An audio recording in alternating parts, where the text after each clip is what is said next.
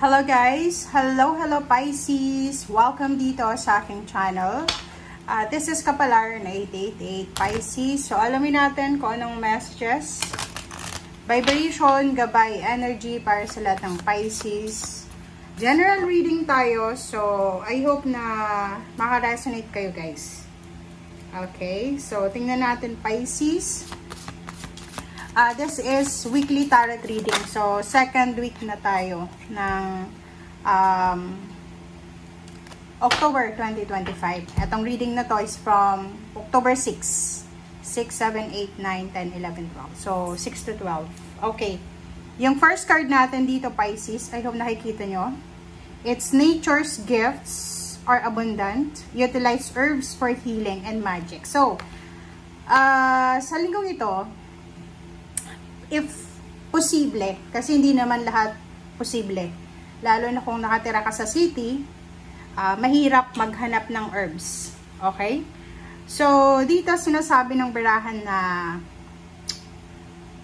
holistic healing to diba? So, as much as possible, sa linggong ito, pwede natin gamitin yung mga herbs para sa healing and magic sa buhay natin, like sa mga tea, diba? Pero, kung may mga health issues kayo, i-consult nyo muna sa mga doctors nyo kung pwede kayo ng mga herbs or kung ano man. Especially yung may mga maintenance, minsan yung mga herbs ay mayroon silang interaction sa bawat gamot na tinitik nila. So, atong first card natin, sinasabi Pisces na if possible, utilize, gamitin natin kung ano yung naandyan. Okay?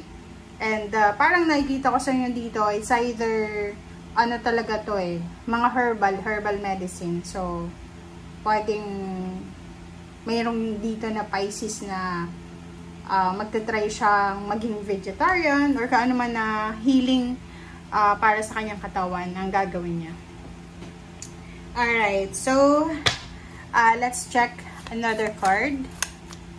This is for Pisces. I hope na makaresonate kayo guys.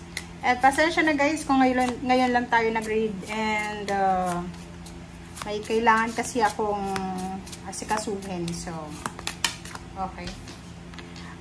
Eclipse. Wow. This is, ano to September. Sobrang, yung September eclipse na to, para sa akin, sobrang, hindi siya, parang sobrang tamad yung naramdaman ko. But, in your case, dito sinasabi na dance with your shadows. Kasi pag may mga eclipse season, or nasa eclipse season tayo, may mga times na tatamaran ka, may mga times na magiging emotional ka, magiging hypersensitive ka sa mga emotion. So, dito sinasabi ng barahan na, just go with the flow. Kung ano yung possible na,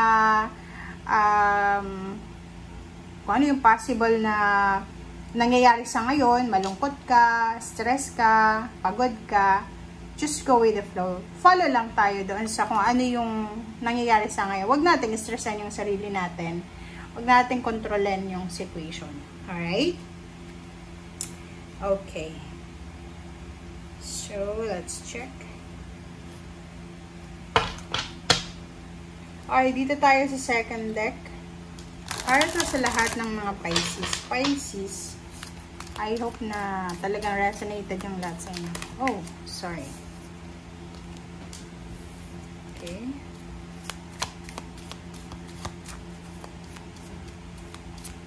This is for Pisces. Okay. Okay, number 30. Number 30, the Radnir, the Radnir, predicts family quarrels, distant pecuniary losses. So, mag-iingat tayo. So, sa linggong ito, from October 6 hanggang 12, mag-iingat tayo. We need to be careful. Okay? We need to be careful kasi may posibleng pag-aaway na maganap sa pamilya, pagkakaibigan, pero sa family to. So, umiwas tayo sa mga narcissistic na tao. And, number 27, number 4, this is about money. Okay, so dito sinasabi ng barahan na, wow, this is about loyalty. So, parang nakikita ko siya dito, pwedeng may kapamilya ka na marirealize mo na hindi siya loyal sa'yo.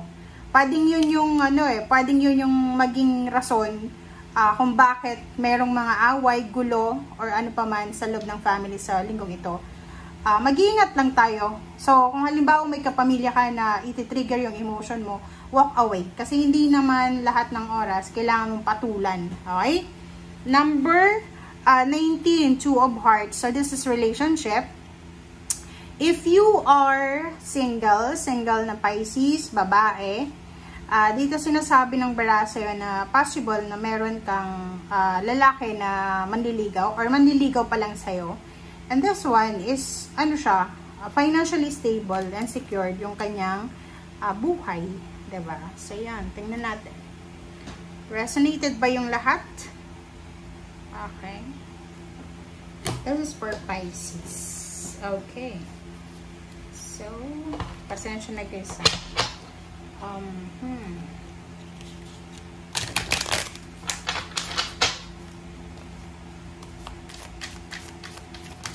Okay. First card natin, Pisces, there's a decision making. So, judgment, mag-iingat talaga tayo dito Like dito, sa lalawang yan. Kasi, may possibilities talaga na may mga tao sa paligid natin, kahit hindi pamilya, kakilala, na posibleng sila ay mga triggers yan para sa pagtatraidor, or parang mararamdaman mo na yung taong pinagkakatiwalaan mo ay hindi pala dapat pagkatiwalaan, parang ganun. So, mayroon kang maiintindihan sa linggong ito.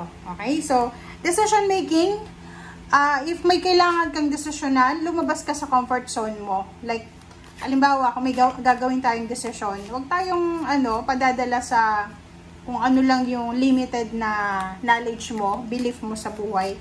Make sure na maging open ka sa mga paligid mo. Okay? Kasi minsan, di ba, parang nakatenga lang tayo sa mindset natin, sa paniniwala natin, sa belief natin, na hindi natin alam na sobrang, sobra palang malawak sa labas ng comfort zone natin. Okay, second card is King of Wands. Decision making. So, nakikita natin dito yung mga chances. Parang may mga Pisces dito na marami kayong mga pinaplano, binabalak about job, changing of careers, changing of business, changing of location, or kung ano man mga interest na to. And nakikita ko sa'yo dito, nalalabas ka sa comfort zone mo talaga. Yung parang mag-take ka ng risk sa linggong ito. So, simula sa linggong ito, parang nakikita ko, merong Pisces na sobra-sobrang motivated and determinado siya na gagawin niya talagang lahat. Like sa job, mayroon siyang kino-contemplate. Mayroon siyang kino-contemplate na trabaho or negosyo or pwedeng pagkakitaan, sources of income na posibleng makakatulong sa kanya this week na marirealize niya for the 7 days na to, marirealize niya na, wow, kailangan ko talagang i-pursue to Okay? Kahit anong mangyari, diba? 5 of Cups. Sinasabi ng Barasio dito na merong tao sa buhay mo, Pisces. Is either this is past connections, may mga tao na related sa'yo.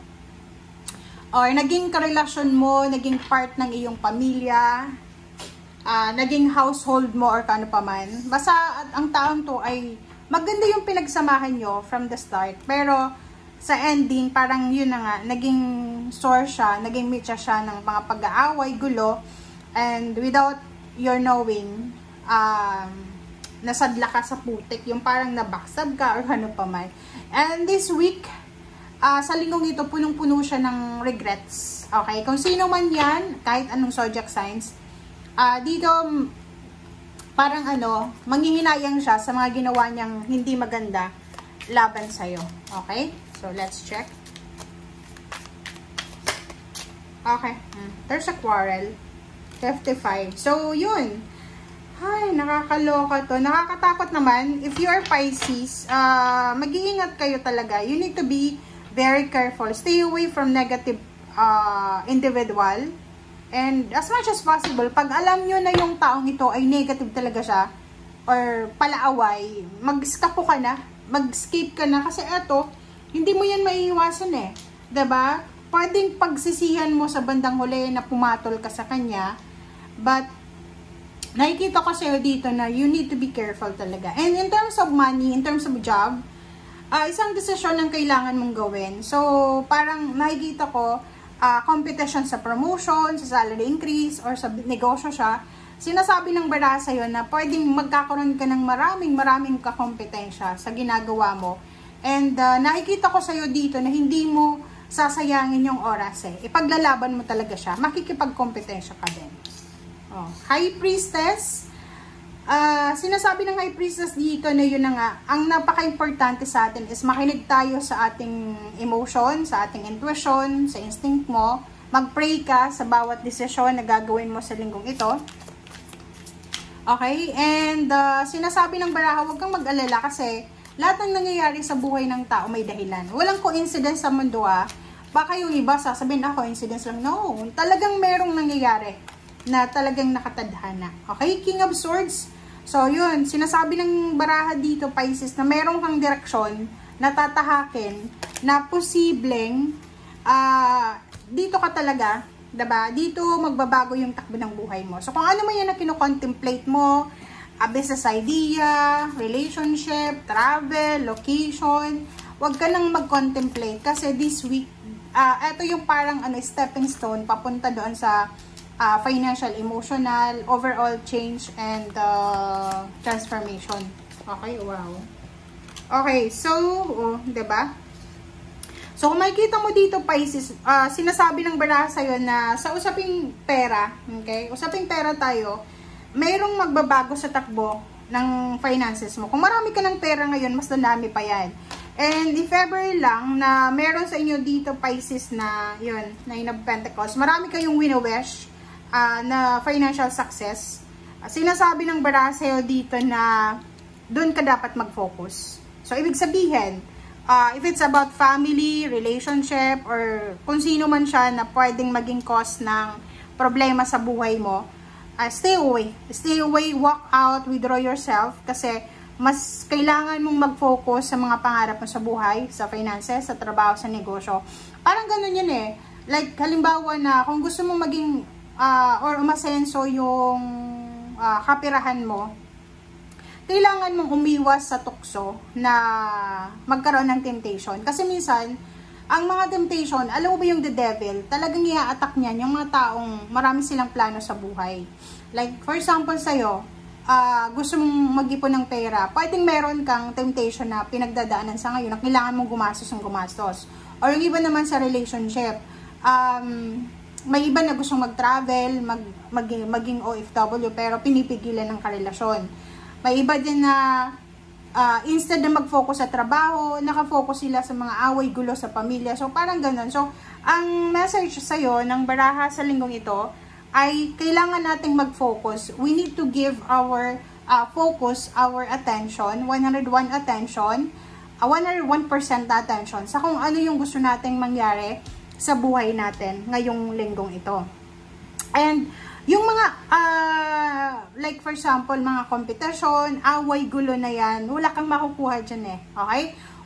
Sama ng loob, kung may mga health issues kayo, high blood din ka, tataas yung sugar mo.